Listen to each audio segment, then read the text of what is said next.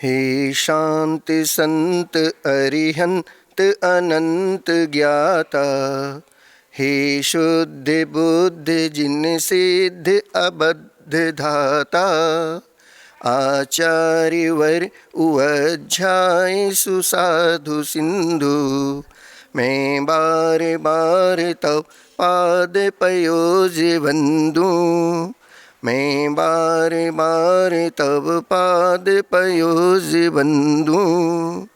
देवादिदेव श्री महावीर भगवान की जय। संत श्रोमणी आचार्य भगवंत गुरुदेव विद्यासागर महामुनिराज की जय। ज्येष्ठ मुनिराज श्री ब्रह्म सागर मुनि महाराज की जय। पूज्य मुनिवर श्री निर्मल सागर जी, निसर्ग सागर जी, श्रमण सागर मुनि महाराज की जय। तीन कमनों कोटि महामुनिराजों की जय। देवादिदेव श्री अजितनाथ भगवान की जय। प्यारी प्यारी भब्बात्माओं, कल आपसे कुछ 5-7 बिंदुओं पर चर्चा की थी कि इस चतुर्थ काल में जितने भी पहले जो तीर्थेश हुए हैं, कई राजाओं के संग दीक्षित हो तब त्याग किए हैं।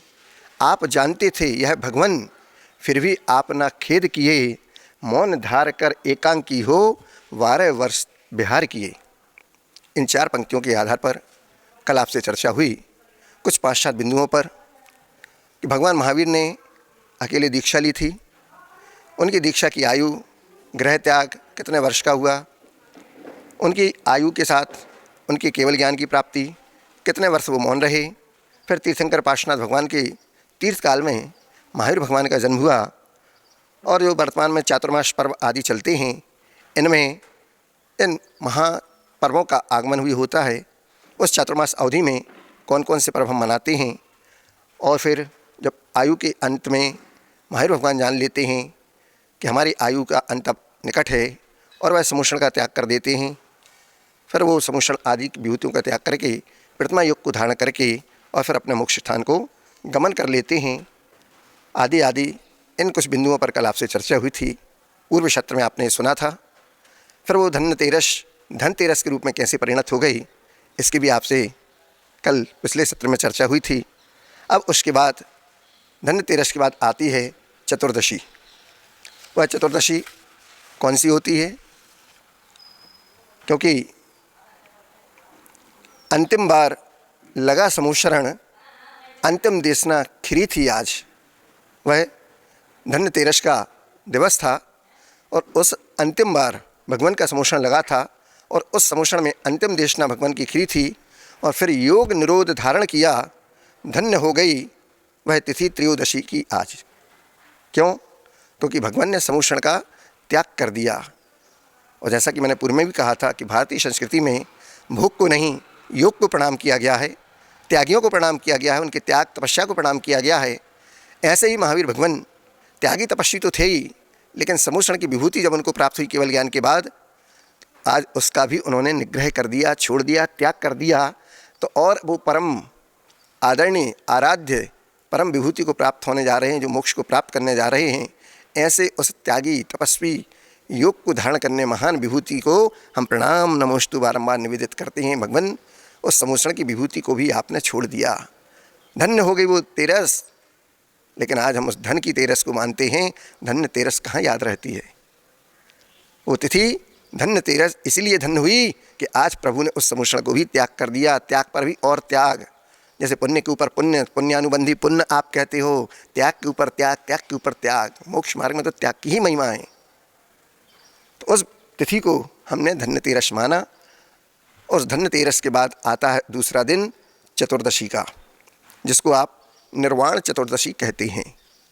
उस चतुर्दशी को जब भगवान को निर्वाण की प्राप्ति हुई तो शास्त्रों में उल्लेख है कि इस चतुर्दशी की ख्याति, इस चतुर्दशी की मान्यता निर्वाण चतुर्दशी के रूप में हुई।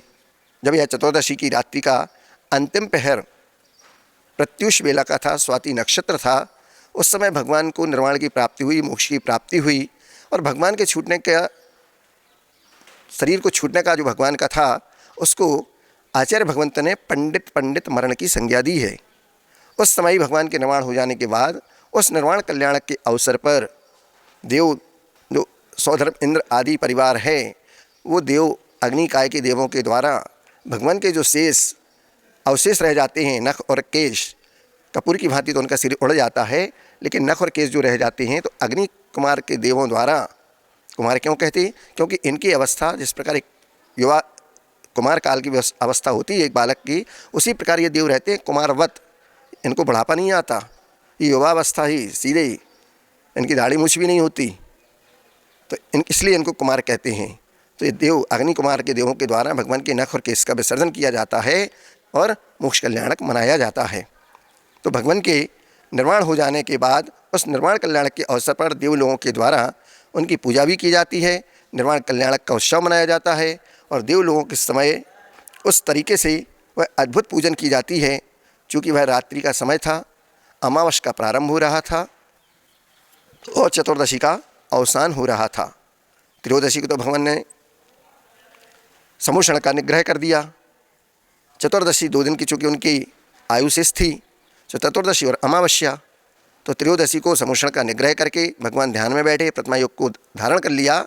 उसके पश्चात दूसरे दिन चतुर्दशी का, और चतुर्दशी की रात्रि में जब अमावस्या का प्रारंभ हो रहा था और चतुर्दशी का अवसान हो रहा था, कृष्ण पक्ष चल रहा था, रात्रि घनघोर रहती थी। आप विचार करें कि उस रात्रि के समय देवों ने इतना प्रकाश कर दिया, इतना प्रकाश किया कि लोगों ने कहा भाई इतने प्रकाश की आवश्यकता क्या है, क्यों इतना प्रकाश हो रहा है। तो देवों ने कहा कि भगवान इस गहन अंधकार कृष्ण पक्ष की अमावस्या रात्रि उसमें मोक्ष गए हैं, लेकिन हमको प्रकाश दे गए हैं, इसलिए हमें प्रकाश का उत्सव मनाना है। जब यह तीर्थंकर भगवान का बताया हुआ रास्ता, उनके बताया हुआ ज्ञान, उनका यह अहिंसा का मार्ग जब सारा का सारा इस प्रकाश के माध्यम से ही हमें सूचित होगा, हम अभी भी गहन अंधकार में नहीं, भगवान भले ही चले गए लेकिन हमें बहुत बड़ा ज्ञान देकर गए हैं। हम उसे ज्ञान के प्रकाश में अगर हमको दिखाना है तो हमें उन दीपकों के माध्यम से दिखा सकते हैं। हम उस केवल ज्ञान के रूप में दीपक को जलाते हैं जो भगवान के मोक्ष गमन के पश्चात प्रत्युष बेला में स्वाति नक्षत्र में भगवान ने जब मोक्ष गमन किया तो सुबह तो लाड़ू मोदक चढ़ाते हैं और उसके पश्चात शाम को गोधूली बेला में गौतम गणधर स्वामी भगवान को केवल ज्ञान की प्राप्ति हुई, तो उस ज्ञान के प्रतीक दीपक की हम रोशनी किया करते हैं, दीप मालिकाएँ सजाया करते हैं। तो इन दीपकों के माध्यम से हम उस प्रकाश को, उस ज्ञान को दिखा सकते हैं। देवों ने अभी ऐसा वातावरण बना दिया था कि केवल वह पावापुरी ही नहीं, चारों ओर पूरे आकाश में दीपों का प्रकाश हमें दिखाई देता था।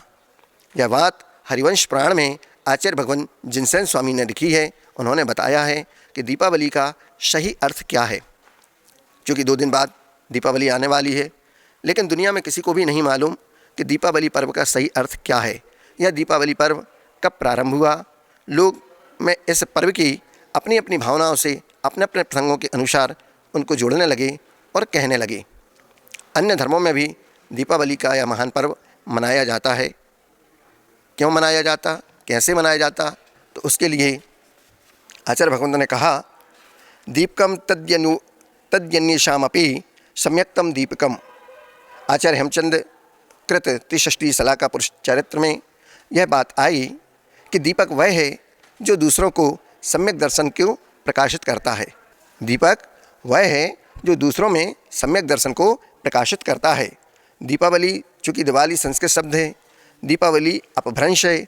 दीपा का अर्थ होता है धर्म का प्रकाश और आवली का अर्थ होता है एक सतत रेखा मिट्टी के सदृश उस दिए की पंक्तियाँ, अर्थात दीपावली को हम दीपों की पंक्तियाँ जो सजा के रखें उसका नाम है दीपावली।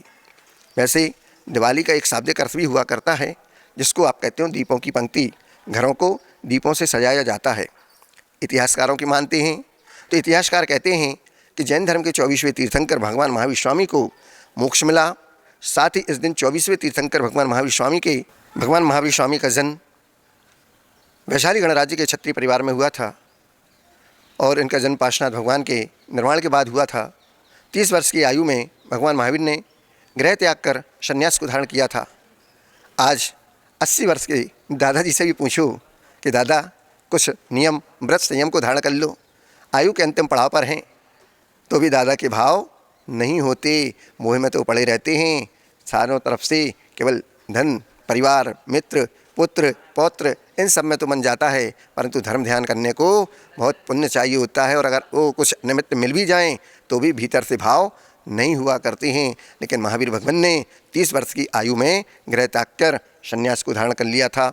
इसके बाद 12 वर्षों तक कठिन तपस्या के बाद केवल ज्ञान की प्राप्ति हुई, और केवल ज्ञान के बाद, जिसको पाने के बाद अब कोई ज्ञान पाना शेष नहीं रह जाता, उस विशुद्धतम ज्ञान को उन्होंने प्राप्त किया, जिसका नाम केवल ज्ञान। 4 तरह के कर्मों पर विजय पाना होता है, तब जाकर ज्ञानावर्णी, दर्शनावर्णी, मोहिनी, यंत्राय, उन घातिया कर्मों को नाश कर उसको जीतने पर, उनको विजय करने पर बाद में केवल ज्ञान की प्राप्ति हुआ करती है। 527 ईसा पूर्व के कार्तिक माह की अमावस्या को जब बिहार के नालंदा जिले के स्थित पावापुरी में शेष 4 कर्मों पर भगवान ने जो वेदनी, आयु, नाम, गोत्र, उस पर विजय प्राप्त करके और मोक्ष को प्राप्त किया, उसके पश्चात भगवान शाम को गौतम गणधर स्वामी को केवल ज्ञान के प्रतीक दीपमालिका, जो आप दीपावली मनाते हैं, उसको भी और भी अन्य संप्रदायों में मनाने की अलग अलग प्रचलित कुछ कथाएं हैं। जैसे सिख धर्म के लोगों में, सिख समुदाय में, वहाँ भी लोग दीपावली मनाते हैं। इतिहासकारों की माने तो उस दिन, दीपावली के दिन 1577 में अमृतसर में जो स्वर्ण मंदिर है उसका शिलान्यास हुआ था, और वहीं 1619 में सिखों के 6वें गुरु गोविंद सिंह जी को कारागार से रिहा किया गया था, क्योंकि वहाँ पर मुग़ल सम्राट जहांगीर ने उनको कैद करके रखा था। बाद में उनको वहाँ से रिहा किया गया, तो उसको बंदी रिहा के नाम से भी ये दीपावली का पर्व मनाते हैं सिख समुदाय के लोगों के बीच। और हिंदू धर्म में तो कहा जाता है कि जब पिता की आज्ञा को पूरा करने में श्री राम, लक्ष्मण, सीता सहित वनवास को गए, बाद में कितनी परेशानियों को उन्होंने उस वनवास काल में झेला, भोगा, कठिनाइयों को सामना किया, सीता का हरण हुआ, रावण पर विजय प्राप्त की। उसके पश्चात अयोध्या जब 14 वर्ष का वनवास पूरा करके वापस आए, तब उसकी स्मृति में ये दीपमालिका नगर के लोगों ने सजाकर उनका स्वागत सत्कार किया। तभी से दीपावली का पर्व मनाया जाता है। दयानंद सरस्वती जी के बारे में भी कहा जाता है कि आर्य समाज के संस्थापक दयानंद सरस्वती कार्तिक अमावस्या के दिन ही उनको यहाँ से मुक्ति प्राप्त हुई, इस संसार से उनको देवलोक गमन हुआ। उसके बाद उन्होंने जो यहाँ हिंदू धर्म में तमाम विसंगतियाँ थीं, उन सबको दूर करने में पहल की थी, और इस तरह आर्य समाज की स्थापना भी हुई। दीपावली का पर्व उनकी याद में आर्य समाज के लोग मनाते हैं। और जैन धर्म की कहानी तो जगत विख्यात अहिंसा धर्म के मसीहा भगवान महावीर स्वामी के निर्वाण उत्सव और प्रभु गौतम स्वामी को केवल ज्ञान के प्रतीक रूप में हम दीपमालिका का पर्व मनाते हैं।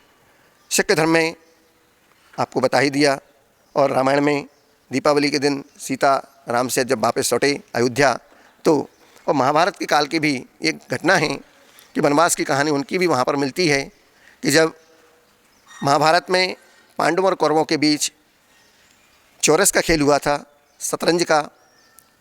उस शतरंज के खेल में जब पांडव सब कुछ हार गए, यहाँ तक कि सीता को भी दांव पर लगा दिया और वो भी हार गए, तब उसके बाद उनको अनगिनत कठिनाइयों का सामना करना पड़ा, अज्ञातवास में भी रहना पड़ा, वनवास काल में भी रहना पड़ा, आदि आदि। और उसके बाद जब वो वापस आए तो कार्तिक महीने की अमावस्या को ही अपने राज्य वापस आए थे। उस वनवास काल को, अज्ञातवास को पूरा करने के बाद तब उनकी वापसी पर प्रजा ने बहुत खुशियां मनाई थीं, और उनके स्वागत में भी दीपों की मालिका नगर में खूब सजाई थीं। इसलिए तभी से दीपावली पर्व मनाया जाता है। दीपावली का उल्लेख कि सबसे पहले जैन ग्रंथों में भगवान महावीर स्वामी की निर्वाण तिथि के रूप में किया गया है। वास्तव में दीपावली का सबसे पुराना संदर्भ एक संबंधित शब्द दीपालिकाया या दीपालिकाय, ये 2 शब्द हैं, दीपालिकाया या दीपालिकाय, जो हरिवंश पुराण में आता है। आचार्य भगवान जिनसेन स्वामी ने लिखा है, और वर्ष 705 में शक संवत युग में इसको लिखा गया था। ततस्तु लोका अलौकिक मादरत प्रसिद्ध दीपिका यत्र भारते समुद्यतः पूजितो जिनेश्वरम जिनेन्द्र निर्वाण विभुक्ति भक्ति भाग।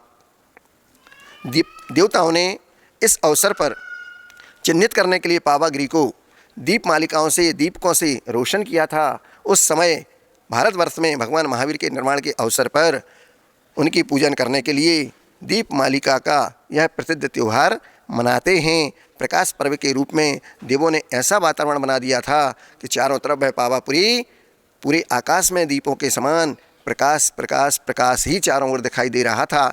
ऐसा वह निर्वाण चतुर्दशी के बाद अमावस्या का दिन आता है, और यह प्रकाश पर्व चूँकि हम सबको मनाने का यह सौभाग्य प्राप्त इस पंचम काल में होने जा रहा है। 2 दिन बाद भगवान महावीर स्वामी का वह निर्वाण उत्सव दीपमालिका महापर्व आने वाला है। आप सबको उस महापर्व की अभिषेक बधाई देते हुए मंगल भावना भाते हैं कि आप सबको भी भगवान महावीर के बताए हुए इस मार्ग की प्राप्ति हो। आप सब भी उस पर चलने का प्रयास और पुरुषार्थ करें और अपने जीवन को धन्य करें। इस अल्प विराम के साथ आज के लिए इतना ही पर्याप्त समझता हूँ। महावीर भगवान की जय।